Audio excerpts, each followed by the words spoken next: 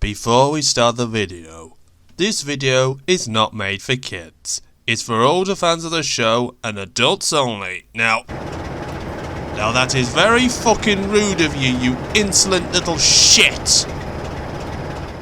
Gordon one day found BoCo in a shed. BoCo had just come back from the mainland, and he had a few things he wanted to say to Gordon. Oh, hello, BoCo. I believe it has been a while since I've seen you last. Oh, yes. Well, I've been busy on Edward's branch line, and I've had trips to the mainland, with my new TPWS fitted so that I can comply with the mainland regulations. Oh, indeed. Safety is a good thing. But that reminds me. Do you remember that time in 1972? When I was told by a bunch of diesels at Carlisle Upperby to F off? Yes, you told me about that, and that was very vulgar. They weren't the only ones. There were a whole bunch of diesels known as the Vulgar Diesels, and it all goes to Headcoat Boxes. You said something about that to me. Tell me more. I will. So BoCo told Gordon. In the early days of diesels, including myself when I was first built, they had discs like normal steam engines. Like for instance, one disc at the top is a normal passenger service, two on each side is an express, and so on and so forth. Just basically the same. But then, from 1960 onwards, British Rail introduced a Headcode board, which was 4 characters with a number displaying what type of train it is, and then a letter for the destination, and then 2 other numbers for the specific train. And it worked like that until 1976. So basically, you had 1 for the express trains, 2 for normal trains, and 3, 4, 5, 6 for other types of trains, so on and so forth. It was all for the benefit of the signalman, because the identification technology hadn't quite caught up with them yet.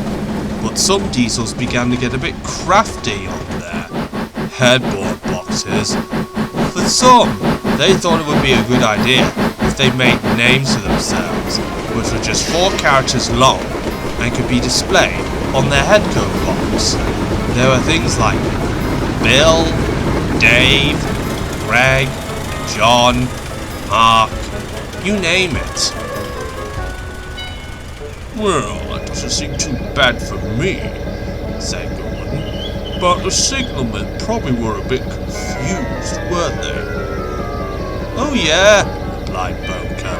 But then, this is where it gets a lot worse. Some diesels took it to a new level and began to put frankly vulgar things on their headcoat boxes. Of course, as long as it was 4 characters long.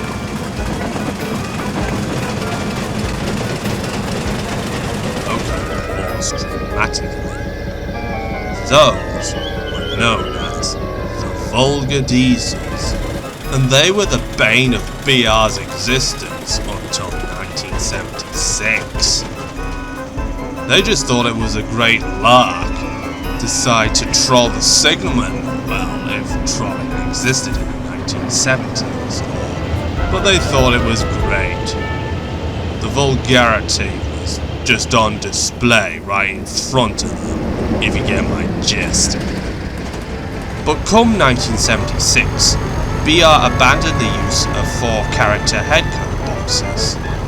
And so, all engines were required to display 0000. And of course, most did. But for the Vulgar Diesels and those who like to display their names, they just kept going.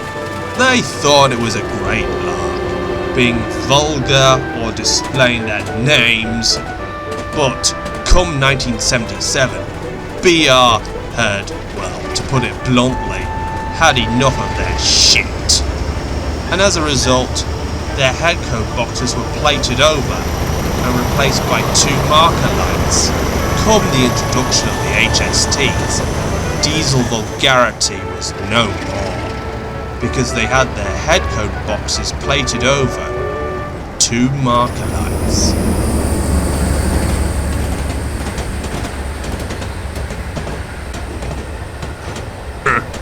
Stop going.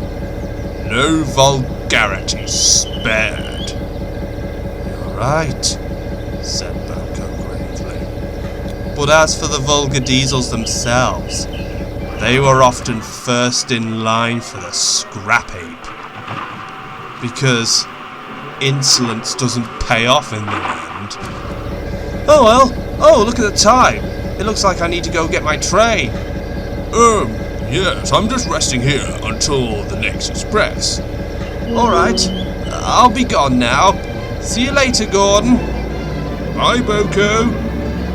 Gordon was secretly pleased that there weren't such thing as a Headcode on Sodor, nor were there Vulgar Diesels.